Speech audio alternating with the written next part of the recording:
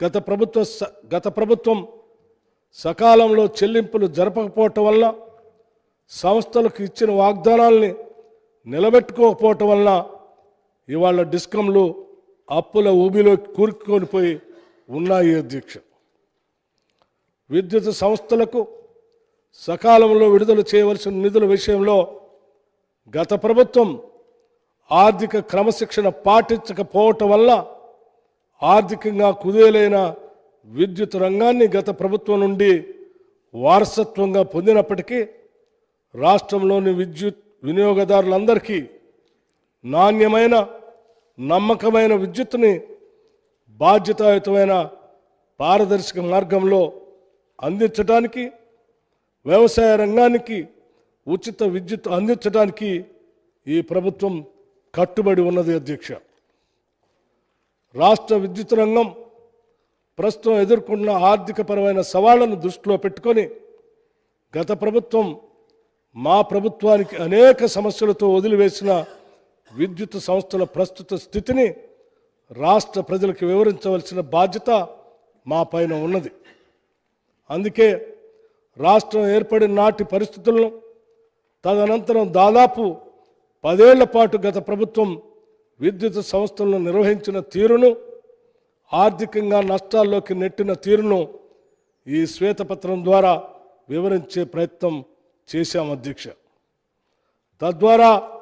ఒక అర్థవంతమైన చర్చ జరిగి విద్యుత్ రంగం విషయంలో తీసుకోవాల్సిన చర్యల గురించి కొన్ని విలువైన సలహాలు, సూచనలు ఈ సభలోని సభ్యులందరూ, చివరికి ప్రతిపక్షానికి సంబంధించిన సీనియర్ శాసనసభ్యులతో సహా ఈ సభలో ఉన్నటువంటి మిగతా శాసనసభ్యులందరూ కూడా ఈ అంశాలపైన లోతుగా అధ్యయనం చేసి, లోతుగా అర్థం చేసుకొని రేపు భవిష్యత్తులో ఈ రాష్ట్రంలో విద్యుత్ రంగానికి సంబంధించిన సమస్యలు అధిగమించడానికి, ఈ రాష్ట్ర ప్రజలకి నాణ్యమైనటువంటి విద్యుత్తును అందించడానికి తగినటువంటి సలహాలు, సూచనలు ఇవ్వవలసిందిగా కూడా వారందరికీ వివరించడం కోసమే ఈ శ్వేతపత్రం, అట్లా ఈ రంగానికి సంబంధించిన సమగ్రమైన సమాచారాన్ని సభకు అందిస్తూ ఉన్నాం అధ్యక్ష. ఉదాహరణకి అధ్యక్ష, మనం ఒకసారి ఈ రాష్ట్రంలో ఉన్నటువంటి లోన్లు సంబంధించి విద్యుత్ రంగానికి సంబంధించిన బకాయిలు ఎంత భారంగా, ఆందోళనకరంగా ఉన్నాయో ఒకసారి మనమందరం అర్థం చేసుకోవాల్సినటువంటి పరిస్థితి కూడా ఉంది. గత ప్రభుత్వం వారు వచ్చిన తర్వాతనే ఏదో ఈ రాష్ట్రంలో కరెంటు ఉత్పత్తి జరిగినట్టు, విద్యుత్ రంగానికి సంబంధించినటువంటి ప్రాజెక్టులు వాళ్లే పెట్టినట్టు, వారు వచ్చిన తర్వాతనే ఈ రాష్ట్రంలో ఉచిత కరెంటు ఇస్తున్నట్టు, వారు వచ్చిన తర్వాతనే ఈ రాష్ట్రంలో బల్బు వెలుగుతున్నట్టు ప్రతి సందర్భంలో గత 10 సంవత్సరాలుగా వారు మాట్లాడినటువంటి విషయాలు గుర్తుకొచ్చి నేను వాస్తవ విషయాలు ఈ సభ దృష్టికి తీసుకొని రాదలుచుకున్నాను. అధ్యక్ష, మీరు రాకముందే ఈ రాష్ట్రంలో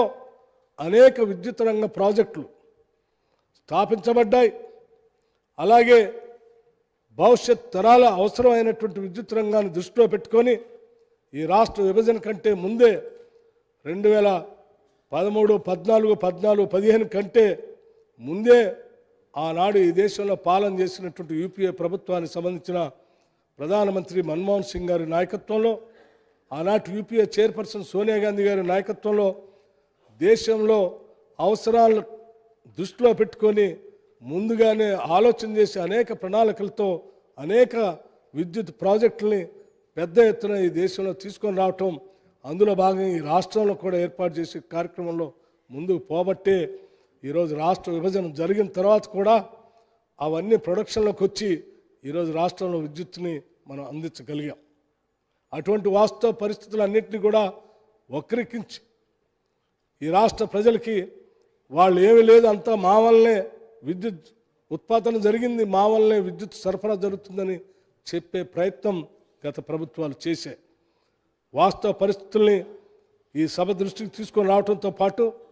మీరు అధికారంలోకి వచ్చే నాటికి ఉన్నటువంటి ప్రాజెక్టులు, అప్పటికే ప్రణాళికాబద్ధంగా ప్రాసెస్లో ఉన్నటువంటి ప్రాజెక్టులు, ఆ తర్వాత మీరు వచ్చిన తర్వాత మొదలుపెట్టినటువంటి ప్రాజెక్టులు వాటికి సంబంధించిన ప్రొడక్షన్లోకి వచ్చిన ప్రాజెక్టులు సమగ్రమైన సమాచారాన్ని కూడా ఈ శ్వేతపత్రంలో మేము స్పష్టంగా వివరించాం. మీరు వచ్చిన తర్వాత అదనంగా కొత్త ప్రాజెక్టులు తీసుకొని వచ్చి కావలసిన రీతిలో ఎన్ని రెట్ల రీతిలో ఉత్పత్తి కేంద్రాలను ప్రారంభించాలో ఆ స్థాయిలో ప్రారంభించకపోగా ఉన్న వాటినే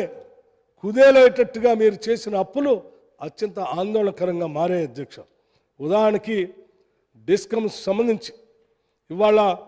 లోన్లు ఒకసారి 2014లో కేవలం 10,783 కోట్లు